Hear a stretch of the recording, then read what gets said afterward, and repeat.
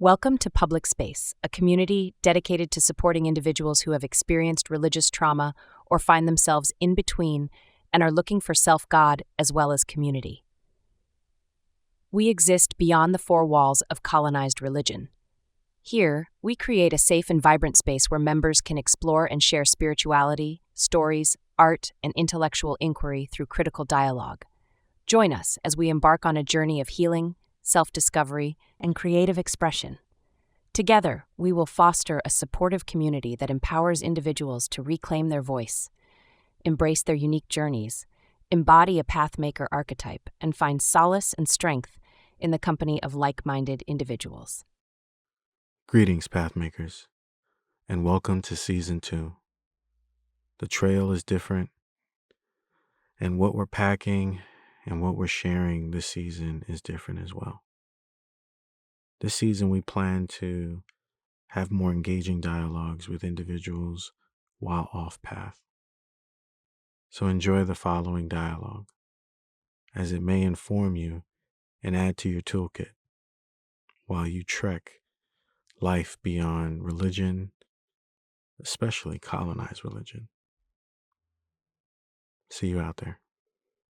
Today, we have an amazing honor to be with Cynthia, and we're just going to let her start off by introducing herself, telling us a little bit about herself and her work, her amazing work off path. But let's get into it. Cynthia, welcome.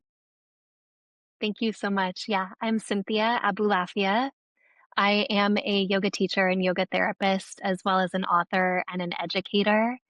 I have a book coming out called Embodying the Goddess, How to Awaken Curiosity and Reverence on the Spiritual Path. And one of the things that I'm most passionate about is teaching the sacred texts of yoga, tantra, and those sister traditions, and beginning to address or even counter what I call the transcendence bias in religion and spirituality by coming back home to embodiment and paying attention to where in history, why in history that part of the conversation was left out, and now what we can do about it. That is amazing, powerful. If you don't mind, could you tell us a little bit, like, how did you get into this? How did this cross your path? Yeah, so I didn't start off studying goddess traditions and lineages. It's not where I started. I did start off as a yoga teacher, but it was probably the most honest answer to this, Erin, is that it was a series of trips and falls and perhaps a series of spiritual emergencies, spiritual crises, Kundalini awakening, and then investigating what's actually happening here. What is the history to what's happening here? What's happening in the people around me that I'm connecting with that are also experiencing this? And is there a precedence in history for what I'm experiencing spiritually? Because at that point in time, what I had been reading was not reflecting what I was experiencing directly. And it took me over 10 years just to orient, like, just to even orient that what I was dealing with was a different tradition altogether, that even though I was in the yoga tradition studying and teaching them, that there were other traditions that at that point in time were very, very hidden, still are pretty hidden, but are starting to emerge now. And it's within those traditions, talking about the divine feminine, talking about goddess, that I began to understand really what was going on with me and, like, why was that taken out of the conversation? Yeah, that's a good point. We empathize, right? From our background, we stepped out of religion for these similar reasons, the things we were encountering. When we were studying our Masters of Divinity in seminary, a lot of different things were coming up that was more inside than outside. On the outside, everybody was, more or less the same, this Christ-like focus, right? But then inside, I had this storm going, and it was like of curiosity, interest, exploration, asking a lot of questions. So similarly, you went through such an incredibly difficult yet rewarding journey. What are some rewards do you think that came about thus far when you answered this path or this calling to explore more and embody, these new beliefs and ideas and understandings? I think what you just said is really useful, which is curiosity. It has allowed me to unpack my curiosity. I don't know what your experience of religion is, but I know that for me personally, a lot of times the religions I've encountered have not encouraged curiosity. It's more like sit down, don't ask questions, or if you're going to ask questions, ask the questions that I've pre or like I've already put through what I deem appropriate to ask. And so long as I can give you the answer that I'm queuing up for you, now you can ask those questions. So I think dismantling curiosity is something that deconditions and has helped me decondition myself because I hold conditioning patterns within myself. So that's been one of the most beautiful and useful tools that has developed in my inquiry. But also storytelling and hearing other people's stories. A lot of times, storytelling makes us human to each other. I can hear what your experience of life is, what your experience of the divine is. Sometimes that correlates with something that is in a sanctioned text, and sometimes it doesn't. So I'd like to hear what you've experienced personally that lateralizes us. Now, all of a sudden, instead of like towing the line into what's correct or not correct, it's just simply the sharing of stories. And the more I've shared my story with other people, but really mostly the more I have listened to other people and their stories and their experiences of direct contact with the divine, however it is they define that. That to me has been the greatest gift. I hope to continue to be more and more curious and listen more and more to what other people are sharing. Yeah, that's a good point. You brought up a very good point. And you also brought up kind of my next inquiry, right? And it's really about how did you respond to the unknown? Because we get to this point where, like you're mentioning, we have this interest and then we inquire and then we find something for ourselves. And that something is not what we found in the doctrine or in the laid out rules, so to speak. It's beyond that and it's unknown. And I know for me personally, initial feeling was afraid. It's different. It's unknown. I don't know if it's safe. I don't know if it'll hold me. I don't know if it's for me. All Am I these things. included? Yeah. Yeah, of course, of course, like, and so a lot of this was just being in the unknown or embodying the unknown.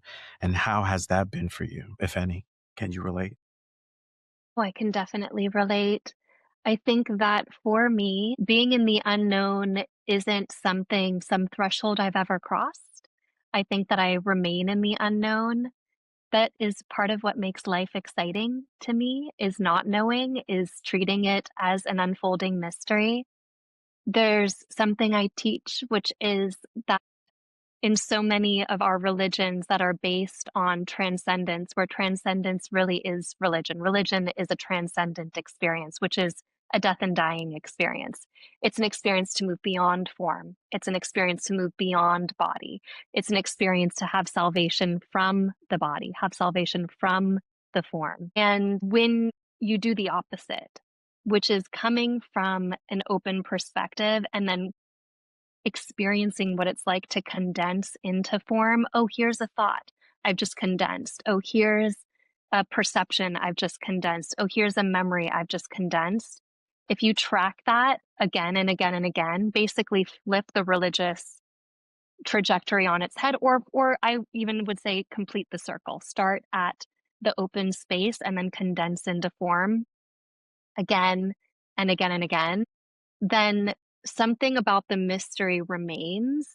And now all of a sudden, the coming into form, the coming into body is the great mystery. It's the great mystery is still here, even though it feels like it has an edge to it. I have a body that has an edge. There's a space around my body. I have a thought. I have an emotion. The emotion happens to be a thought that's just looping around and around in a circle. But if I track that coming into being again and again and again, that is where mystery starts to infuse itself into life. And I would even say to this particular question that I'm not sure what isn't a mystery. I don't know what's ordinary anymore. I know what people call ordinary. I know what people call ordinary life. But to me, the mystery, the more you turn toward what's called ordinary life, the more that is just such a strange, wild thing. How odd that here we are, that here I am thinking I have some localized form. Like, what a weird, illogical, actually logically impossible thing to think that I am this limited human being named Cynthia with like two kids and a job. I wake up in the morning, which is super weird, and I live that life, and I hold my cup of coffee in the morning as though this is perfectly normal. Like, you know, all the meanwhile, I have these senses that are issuing forth from what? From where? I have this mind that is thinking from what? From where? And life just pours forth in this way that the second I think I've understood the mystery, I think is the second I'll just be absolutely not curious anymore. To me, curiosity and reverence is staying open to the fundamental I don't know. I just don't know. Yeah, we agree with you. There is something divine about not knowing that in religion, it's not spoken about in that kind of frame or in that kind of perspective. That not knowing is actually beautiful, because we do live in a society. Well, I can speak from Western culture society where this indoctrination is in the background that we must know things, that we have an idea that we do know things.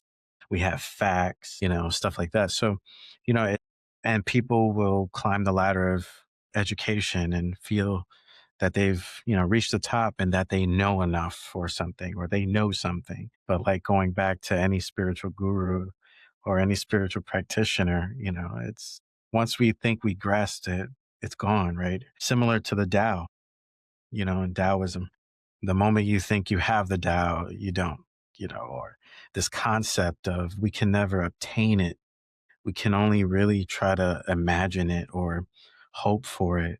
But that for me, I feel like it's like that because we're supposed to create some original way to get there. We're not supposed to all do it the same way. What are your thoughts on that? Yeah, but that is the Western model, right? And Western academia is built on Western religion. So our academic priorities are always going to be based on our religious indoctrination. Our academic institutions started off as religious institutions. Now we've just put science in there instead, which is basically our religion now because we're so scared of so much trauma there that we know, okay, well, I don't know that I trust that anymore. Some of us still do. But now I'm going to turn to science, but all we've done is made the switch from the one thing to the other thing. Here's a fact that I find really beautiful studying the sacred texts of yoga and tantra. And that is that when a teacher, a really great teacher in those traditions, has something new to say, has something innovative to say, they go out of their way to claim this isn't new. I didn't make this up. In fact, a lot of times when you read a great teacher, especially in the tantric traditions that I read, whenever a teacher goes out of their way in a text to say, I didn't make this up, you can be pretty sure that they're making something up. But in those traditions, the worldview is very different from our Western modern. I'm not going to even say Western because now it's modern transnational worldview. Hyper individualization, hyper self actualization, me as an individual, me as an individual. And the thing that makes me successful as an individual now is like writing a paper where I have to convince you that everything I'm saying is brand new and original. So we're deeply embedded. I'm doing something new. I'm doing something original. Nobody has ever said this before. Please support my study. Please support my scientific study because nobody's done it before. This is how we approach academia. This is how we approach religion. This is how we approach marketing. And yet, traditionally speaking, in so many cultures, it would have been that the value is placed on the opposite, not calling yourself out as starting something new, because if I call myself out as starting something new, who are my teachers? Where's my lineage? Where's the wisdom that that comes out of? Prove to me where this has been said in a previous sacred text. And like, how long ago was that? Because the more that text has been vetted, the more that text has been studied, the more we can now be like, okay, I'm going to trust what you have to say because you're not saying something new. You're saying something that history has shown us, that our practices have shown us over and over again.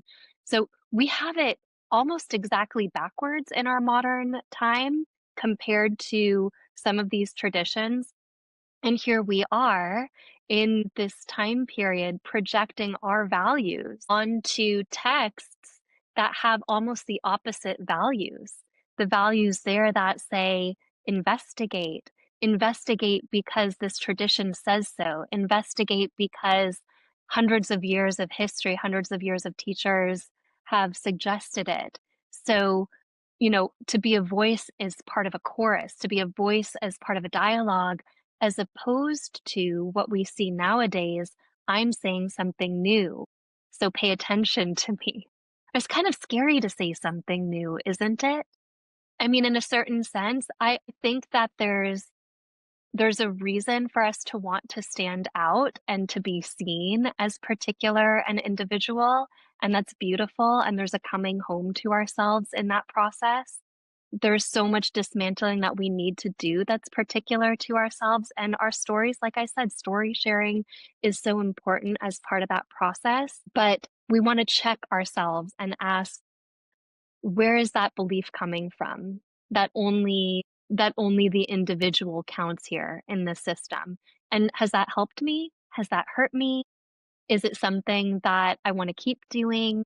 Are there ways that I want to now turn toward other people who share different kinds of wisdom? Is it one lineage of wisdom that I'm interested in? Is it many?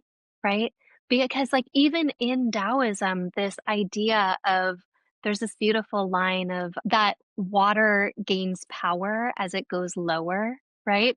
That the river holds less power than the ocean because the ocean is lower than the river.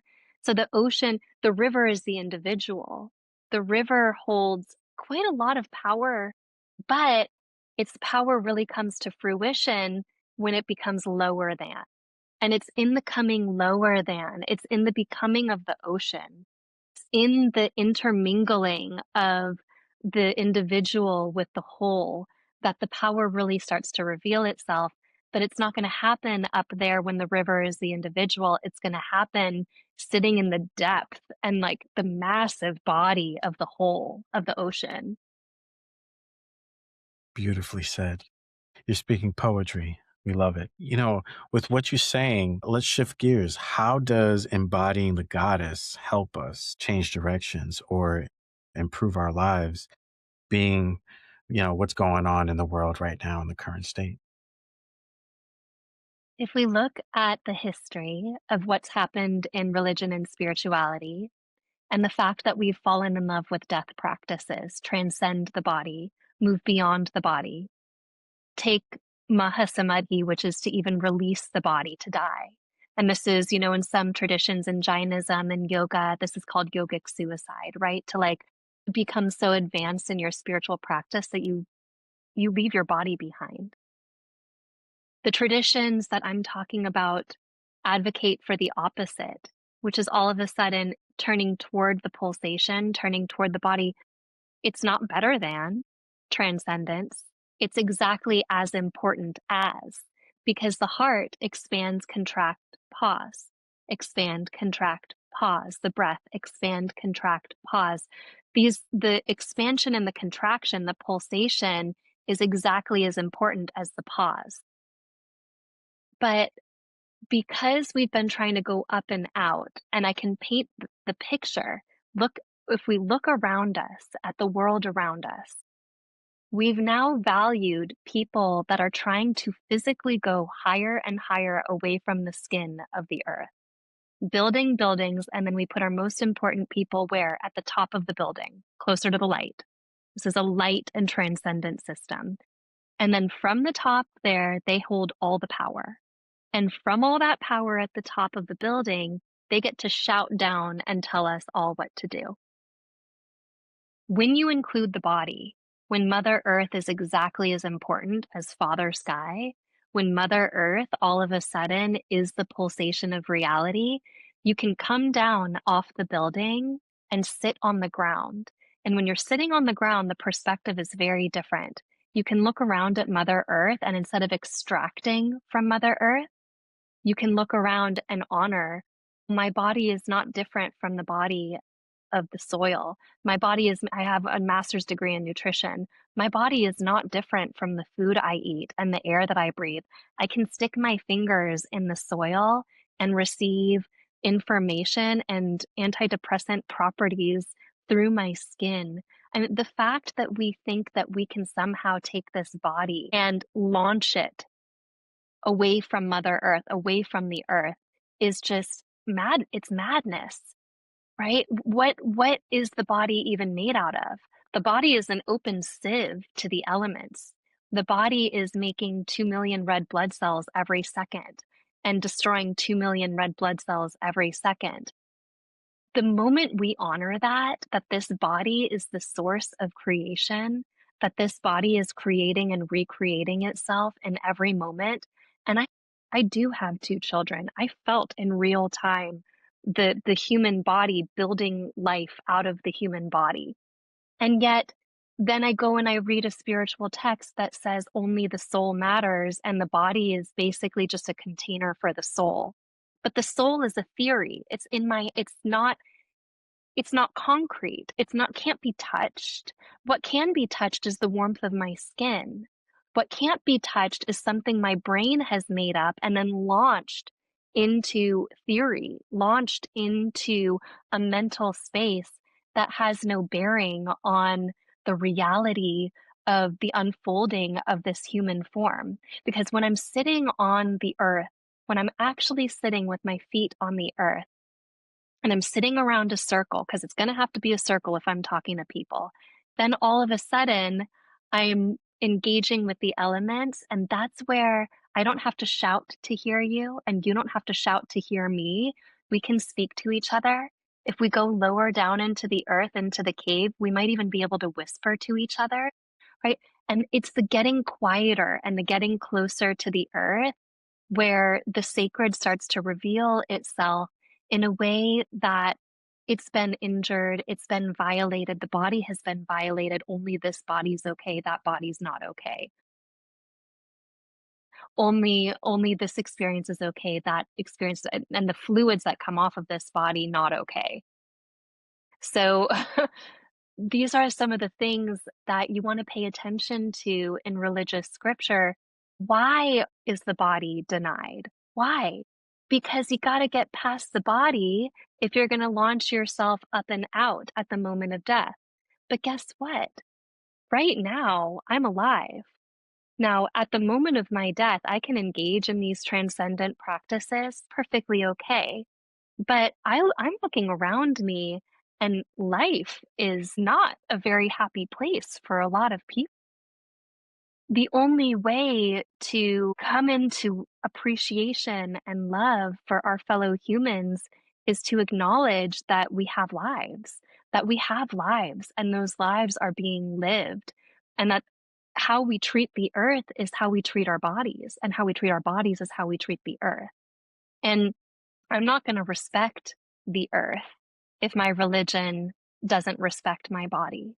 But I am going to respect the earth if my religion does respect my body. So I think of this as embodying the goddess because the goddess represents pulsation. She doesn't just represent Mother Earth, that is one form of the goddess, but the goddess is actually described as sound vibration. She's described as the word. So, what is the word, right? When God spoke, he spoke the word. And what does he do with that word? Then he creates light. There was always a marriage between the masculine and the feminine. She, sound, vibration, pulsation, word. He, light, transcendence. When there was a dynamic where both were included, and by the way, in religions, even in Judaism, there was a marriage. Asherah is part of the early, there is a divine marriage where she was honored. And now look at what had to happen over the course of hundreds of years to diminish and suppress that principle. And now fast forward 2,500 years at where we are today. We're due for a correction. And the earth is reminding us of that correction right now. And I'm simply giving it a symbol. The symbol is return to the goddess. Why am I using the term goddess? I could use the term embodiment, come back to body. There's a historical precedence for using the term goddess because it was the actual goddess that was eradicated and eliminated from so many of these religions. Not all religions, by the way, only some. But those some happen to have a very large voice. So using the term the goddess, embodying the goddess, is a way of correcting history. Hopefully, at some point, we don't need to use those binary terms because it is a binary. It's a binary to use the term goddess. What is the goddess? If the goddess is sound, vibration, pulsation, that's form. And we don't need to use she for that, except historically we do. Historically, we need to understand where that principle and her priestesses were murdered and suppressed. Once that comes back in, we don't need to use those terms anymore. Now we can say the transcendent experience and the embodied experience are the same thing. Hopefully. Yeah, that's powerful. Thank you for that. That's beautiful. And you're right. The marriage between masculine and feminine has always been there. We see that yin and yang principles. It's very ancient. Even Hinduism spoke of it. You're right. And then at some point in time in history, it was beneficial or it was to the liking of a certain agenda that the female or the feminine symbols of God were taken out. That could be attributed to our patriarchal world where the man is more supreme than the woman or is looked at as the woman as the assistant to the man. We see this in Or the early, vessel. or the vessel. You're right. We see this in early scriptures, like in the Abrahamic faiths, how they describe Eve really tells you how they viewed women and how they wanted women to behave. And then you go a little further. I don't know if you're familiar. Maybe you are. You seem very knowledgeable. Edith, or the first woman, was not Eve, but someone else. And they casted her out because she was not obeying and she was not the ideal partner. She was wild and independent. And this was from the man's perspective, obviously, not mine, but that's how they viewed her. And then so they had to create another figure so that women could look up to that figure and say, I should be like that, not like Edith, who was the first woman symbolically, or that first form, like you're saying, that first representation of embodiment of goddess, feminine, spirit, even, right? This is so powerful and deep. My question to you is, with the embodiment of the goddess, the coming back to the body, what are your thoughts on the embodiment of trauma that is, very complicated? So coming home to the body is like coming home to a very loud and disorganized house, right? And that could feel overwhelming to someone, maybe even push someone to not come home or come back to the body because it just seems overwhelming, all these things, depending on your culture, your gender, where you are at geographically in the world under whichever politics and domain, these things are all affecting our body. And these are attacks on our body, right? Very much so in many different ways. What would be some words maybe of encouragement or enlightenment for people to realize that coming home to the body is worth the journey, as difficult as it may be? I'll just name that this patriarchy didn't benefit just men. It benefited very particular men because only a very certain group of men won out in the patriarchy. Now, I would argue that patriarchal religion and patriarchal history has injured all men and women equally. It's not just like a gender war. This isn't like women have lost out and were suppressed and were sexually put in their place, and they were. But there was no tolerance for men either to listen to the body, to honor the sacred embodiment either. You were, and still are in many parts of this world, loved by your family. It's dangerous to not be loved. And doesn't Hafiz say that everyone we meet, aren't we saying, can you love me? Right? So it's dangerous to not agree with what culture is telling us. And it's dangerous for anybody, whatever your sex, gender, race, or culture is. So I would say the patriarchy is more of an energy than it's an energy of dominance.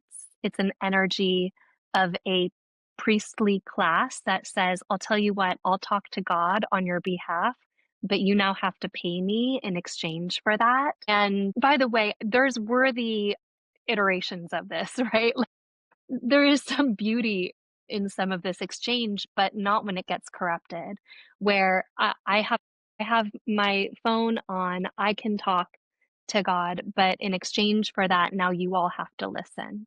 Right. So that's the dominator energy, is that like now you all have to sit down and toe the line, or else my God's going to punish you through me. So that injures a lot more than just women. That injures children, injures pretty much, I would say everybody loses in this system. So trauma, the way that, and I teach trauma informed trainings, yoga teacher trainings, part of what I study is the trauma response. But I also study it from an energetic perspective, especially as a non-dualist, I believe everything is divine and that I am the expression of that, issuing forth from the heart and returning to the heart. So trauma doesn't exist out there. It exists in here. And it exists where in here? It exists in my thoughts, in my emotions, in my energetic body, and especially in my physical body. And when somebody is processing through trauma, a lot of times they will have what's called an abreaction, which is a shaking or a pulsing or a releasing of a trauma, which involves pulsation, right? Because pulsation is the map of reality. But pulsation is laughter, pulsation is crying, pulsation is all the things. This is embodiment. Embodiment is pulsation. Trauma gets stored in a very physical way, and we can look to some trauma experts. Dr. Richard Miller is one that we work with in our group. In our group, he started the integrative restoration I-REST systems, where you really start to investigate from a place of spirituality. I was never broken to begin with. I am whole and complete. Now, if you start from the concept, I am whole and complete, and you don't have to believe it yet, but you start from this, like, I'm willing to entertain this idea, I'm whole and complete. Now the journey of our friends can begin to reflect that mirror back at us little by little. And it takes time to go through the trauma response. But the way that I look at trauma is that we have 4 major trauma streams that we carry in our body. This is such a small perspective, and I'd love to hear what your perspective is on this. From what I've seen in people, trauma can be collective. We're picking up on the whole. We're picking up on the collective. There's a lot of collective trauma happening right now, and it gets echoed and it gets picked up all around us. It's ancestral. We carry it in our genetics and epigenetics. What my grandmother experienced, what my grandfather experienced, the pulse into the body, the cortisol washing through brilliant people talking about this right now. So the ancestral trauma, there's also, I believe, past life traumas. So a kind of more effervescent, like I've been here before, but I can't really name it, but I feel like I've had this experience before. We could call that more like the mystery, right? But as somebody who does remember, I do have certain past lives that I remember as clear as I remember my childhood. I'm not going to discount that for people. And then we have this life's trauma. And all of these other ones are going to show up where? In this life's trauma. What has happened to me in this life from before I was born, perinatal, prenatal, this natal period, and then as I grew. What are the messages my culture gave me? What are the messages my caregivers, my direct caregivers gave me or didn't give me? What are ways that I've responded to that? And the greatest tool we have is curiosity. Curiosity, like I said in the beginning, begins to unpeel those layers. I don't call triggers triggers because I think that language really matters as a devotee of the goddess and naming the goddess's sound vibration. For me, language really matters. And I don't call this by a trigger because a trigger can only happen in a weapon. And when a trigger is pulled in a weapon, usually a gun, when it's pulled in a weapon, what comes flying out can't be stopped. You cannot stop the thing that was just pulled. So once the trigger is pulled, the thing that comes flying out, the arrow, the bullet, whatever, you can't work with it. It's just gone and it's doing injury, right? But if you reframe the trigger as an activation, I have an activation. Now, all of a sudden, you can slow down around the activation and you can get curious. Instead of, let's say, like something happens and I have a response, I'm active. I just got activated by that thing that person said. Well, that's not a runaway train. I can stop and pay attention to the activation and go, okay, this is good information for me. What's my response to it? Why am I having that response? Are there layers to this response? Is there a core thought in here? Because if it's an activation for me, pretty sure there's something here for me to learn, to look at. Now, all of a sudden, what have I just done? I've just created something called agency, sovereignty. It's now in my power to look at my activation.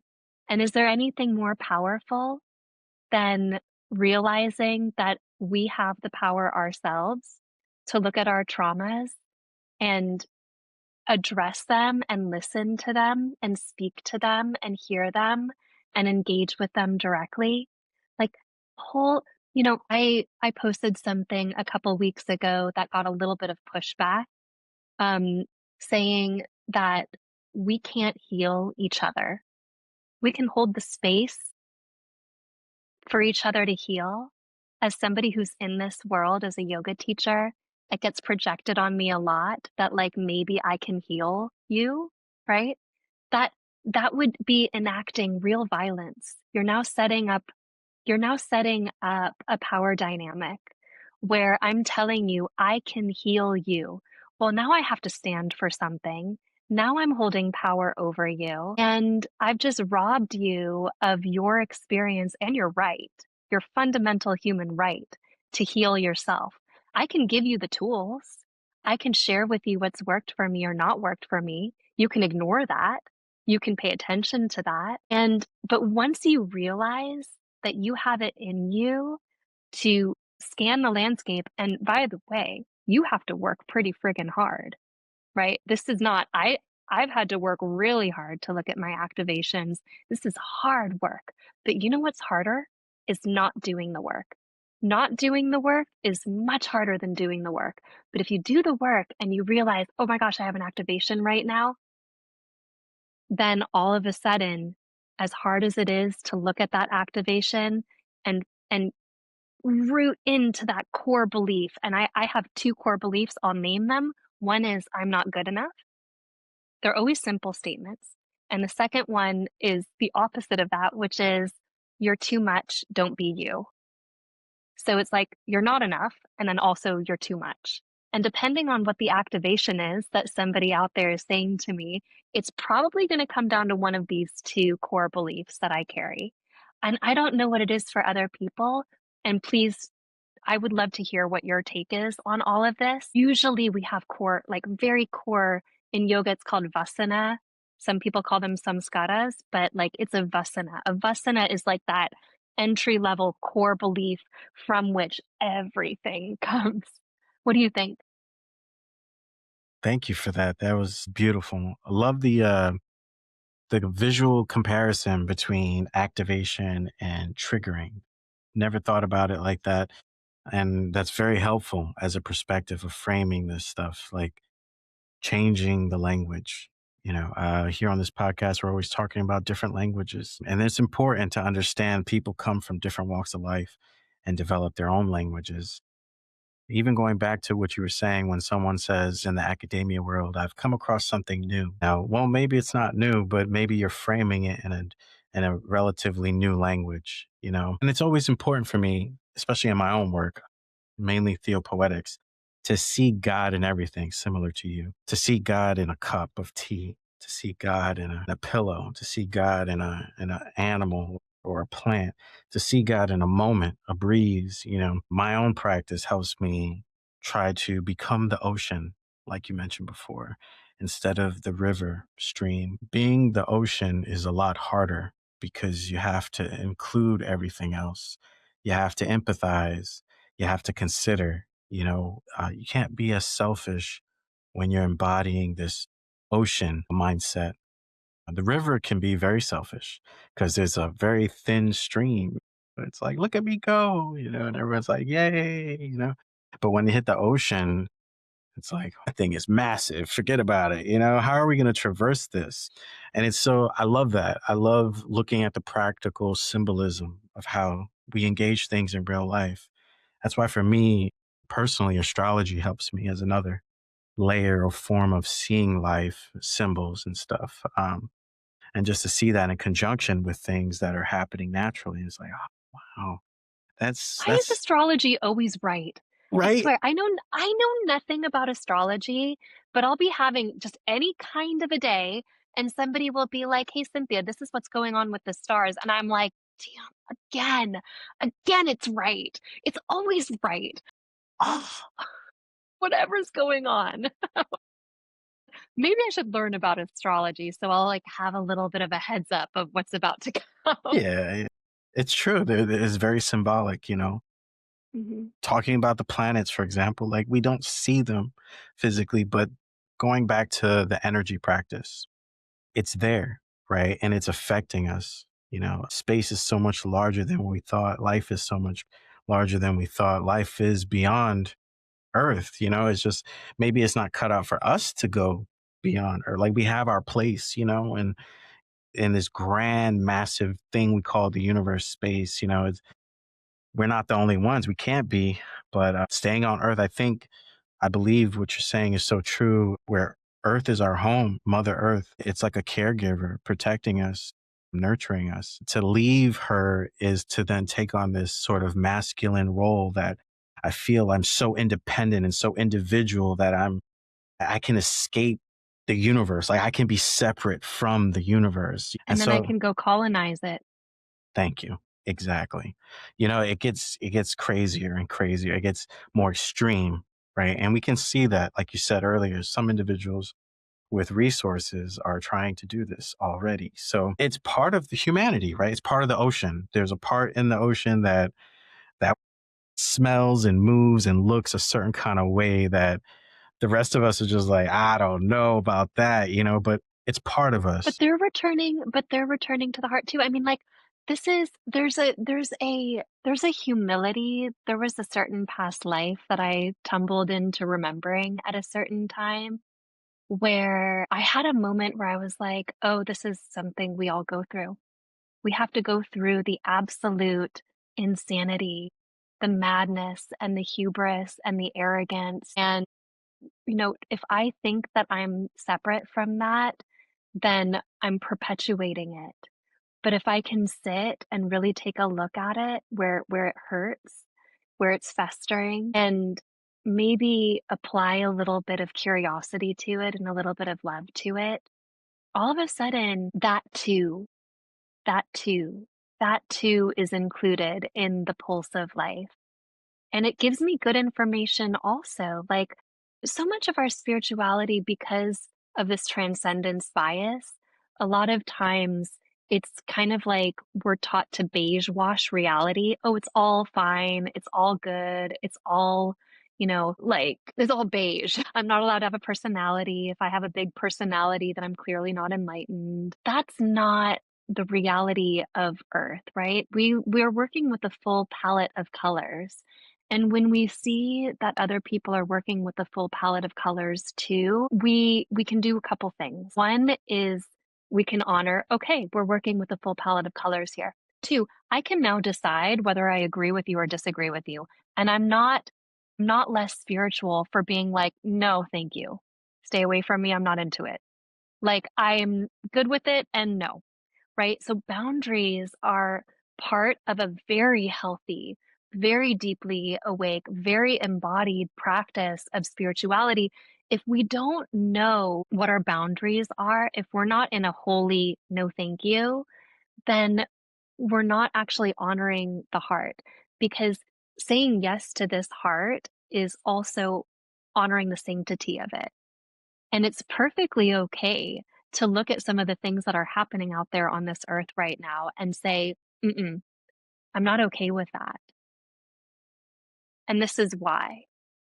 In fact, the deeper the people that I know get into spirituality and non duality, the more prone we become to becoming activists. There's an ethical call of the heart that starts to really call when you're not excluding lived reality from the divine. When the divine is the lived reality, then all of a sudden, my right to experience that for me, I'm going to look around at the world and say, hold on a second. Why does that person not have this right? And what can I do about that? Because I see myself reflected in that.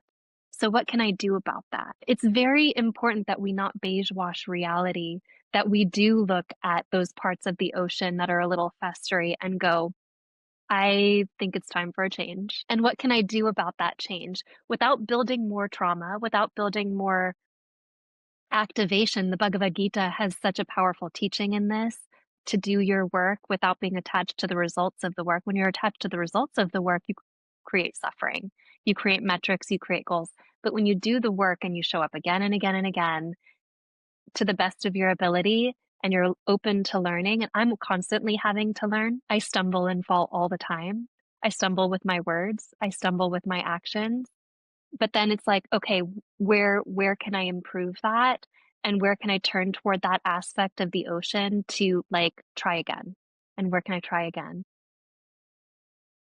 Yeah, we empathize with that very similarly. We go through the same thing. It's not an easy path, when people decide to follow a spiritual path for themselves. The answers will not lead you to the world's riches as we see on TV. I don't drive an expensive car because I'm more spiritual. I don't live in a more expensive house because I'm deeply spiritual. It seems like there's an interesting relationship.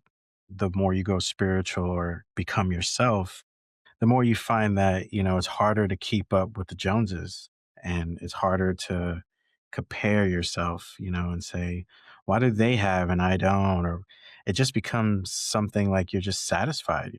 You're content. I'm at peace. Like it's not that you're high on happiness, right? Because happiness is temporary. You're at a point of just inner peace. You found something that keeps you grounded and keeps you calm and stable, because there's always going to be storms and chaos around us, right? Like when you look at space, for example, how many meteors and asteroids are hitting or aimed at the earth at any given time, right? And the powers that be, nature, has created layers of protection for us. We're not doing this as humans. Like, it's just put in place and it's protecting us from these things. Chaotic things are happening out there that we can't control, right? Like, the earth is moving in such a way, all the other things are moving in such a way. Like, no one's controlling how it's moving. It's just moving, but somehow everything is in relationship with each other so they don't collide as much, right? Like, and so there's this give and take. Like in astrology, like if there's a planet that's closer to the earth, that energy is affecting us, and then we look at it and say, oh, how is it affecting us in this time? Maybe it could be pushing us to be emotional, maybe pushing us to rekindle past issues. It really is interesting to me how, just looking at these symbols and looking at this energetic relationship, not just between planets, but people, man. Like, you start to realize people most times are in their own world, and that's a weird thing. I know. Like, most people would think, well, I'm standing right here. You didn't see me. And it's like, people are in their own world, and they've come to find that they have their own suffering because of desires, right? They're caught in that process, which is very complicated, and no one really frees themselves entirely, right? But we can only reduce as much as possible, right? We try to reduce our desiring so that our suffering can But be why? reduced. See, there is the transcendence bias. We should reduce our desire. In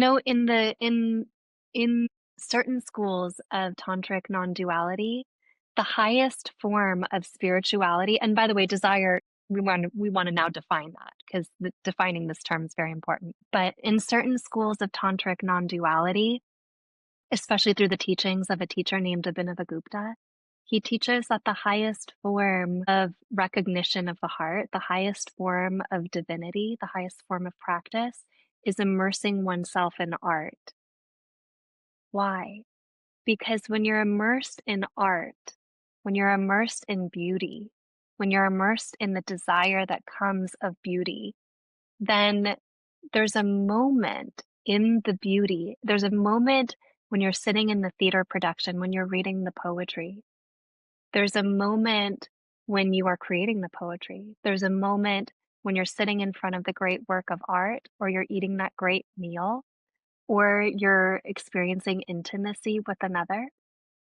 There's a moment of total cessation of being, where you're so where the saturation of satisfaction leads to an absolute stillness and a total receptivity of that beauty.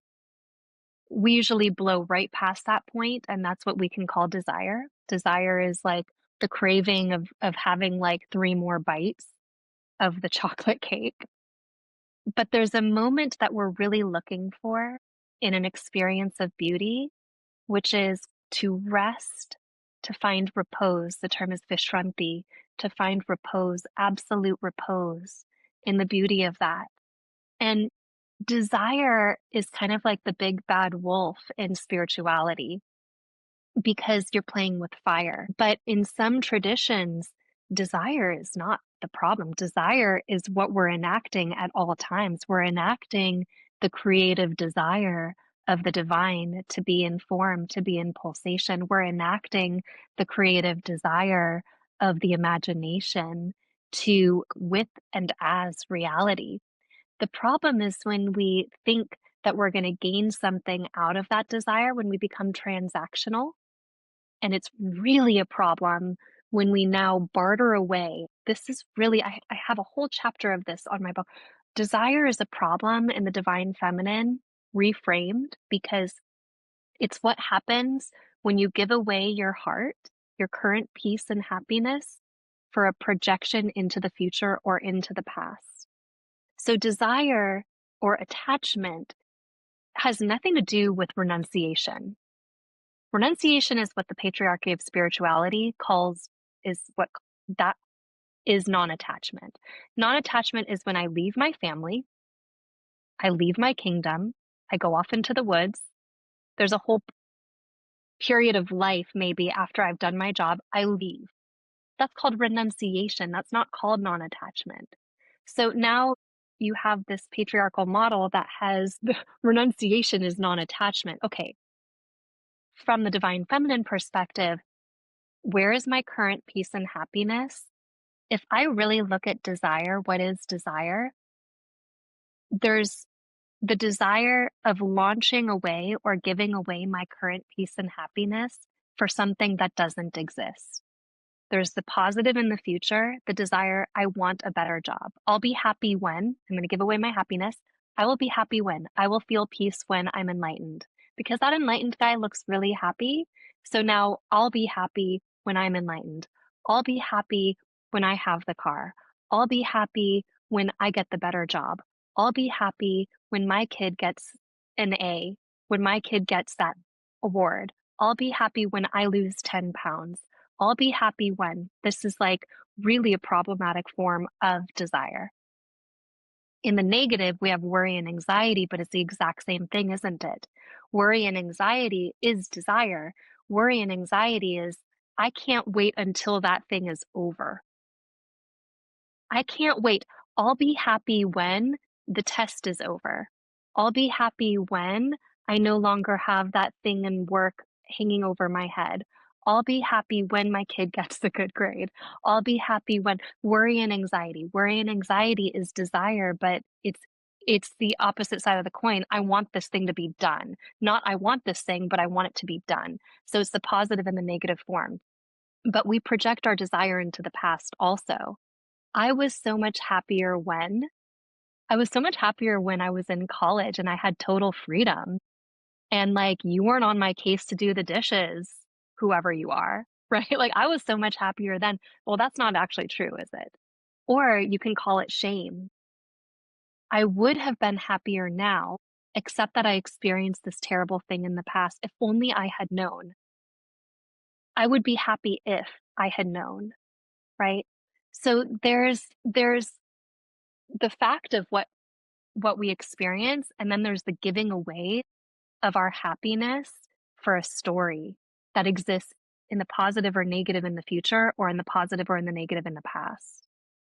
And this word desire is extremely important to unpack because there's a positive form of desire. There's a positive form.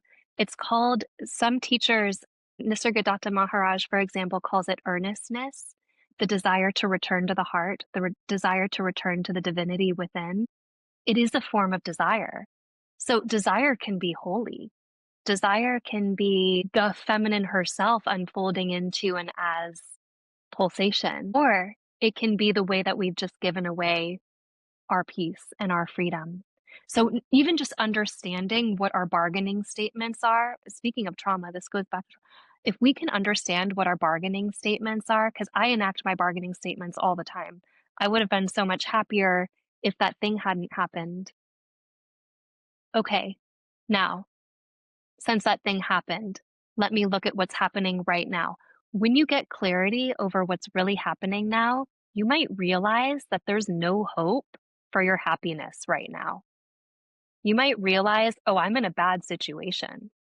I'm in a bad situation. This whole time I'm like, I would be happy if, but I need to get out, right? So it's a reality check. It's a very powerful tool to enact in a life because all of a sudden, when you realize I've been bargaining away my peace and my happiness, and I have no hope in the present moment of getting it, things might change. You might need to change something. But desire itself is the great teacher. Desire itself can be used toward tremendous beauty, can be used toward tremendous embodiment, so long as it's anchored in the present moment.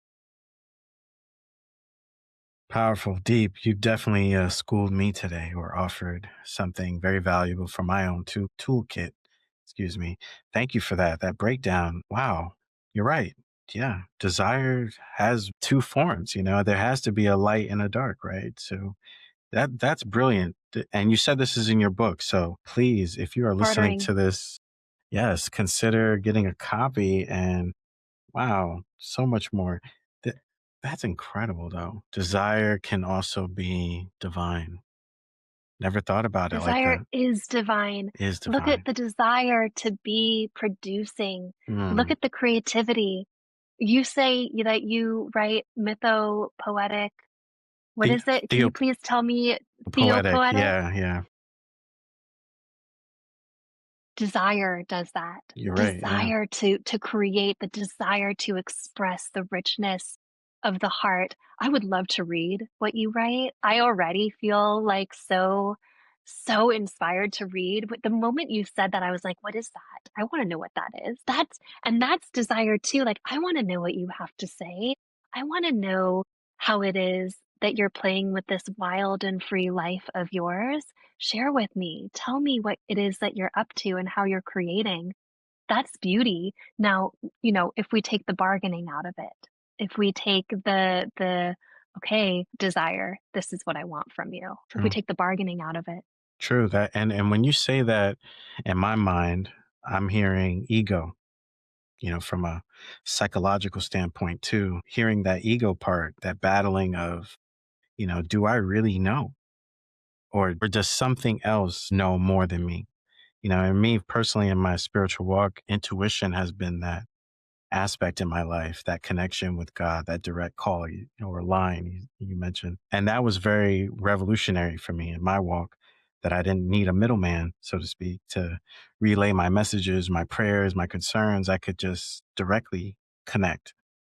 And by doing that, then led to these intuitions that I kept getting, and it kept getting stronger and stronger and frequent and frequent. And I just started listening to these feelings, and these feelings knew things that I had no idea, and that in the beginning freaked me out. But then I realized, the framing of this, it's God, it's universe, it's something bigger than us, and we can put whatever names. I'm not here to argue about who how they frame it. We have so many beautiful ways of expressing these things, and how do we look at God and experience God? And I love that. I consider myself a multi-faith student, and I honor many different spiritual teachings, and I love it. I pick from it for myself and say that I love that, and I love that, and I see that, and that works for me. Thank you, But you're right, we have to always go back to traditions before us, because there was lives before us that were here doing things, thinking things, channeling things, embodying things. And we cannot just disregard that and say, well, I have a thought. That's, for me, is very egotistical, you know, ego driven. And if we're going back to that whole thinking like the ocean, that for me is more of a collective. We are all one, or connected, interconnected, but that does not take away our uniqueness. Like you're so uniquely beautiful and inspiring, like you have an aura about you that is magnificent, is rare, a lot of people in this world probably are flocking to you. You're very magnetic. We feel that, and we get that too. But you're right. It's this, and you mentioned it. It's like a fire. I like that. The desire is like a fire, And when we think back to how humans, you know, were introduced to fire, you could kind of play with that symbolically too, right? Like how we were given fire as a gift. Desire could possibly be looked at as a gift. And like you're saying, we're probably misusing it in a lot of different ways. And some of us maybe use it in, divine ways, even spiritual ways that allow them to excel and exceed and keep going. I know for me, my fire keeps me going. A lot of my work is not profitable as much as people think. I have to have a whole nother thing to make sure everything is set up so that I can have the passion and time and desire to do these things that my heart wants to do, which is have these really deep dialogues, these interconnected dialogues, or maybe writing a book or writing poetry, or, stuff like that. Like that's all from my heart. Like I don't do it like you're saying. I love what you said. You're not doing it because there's a reward, like my rewards come to me unknowingly. It's not like I'm expecting that reward. It's like I put that out there, and that was my gift to the world to share. So yeah, thank you for that. You brought up so many things in me, but we are at a period of time which we gotta close out, and I want to respect your time and energy, and thank you so much. It's been an honor to have you in this time and space, Is there any closing thoughts? Anything you want to say before we wrap out? I just want to appreciate what you just said. That was so beautiful. I love that. And I love that you're creating and following that for yourself. To me, that is liberation.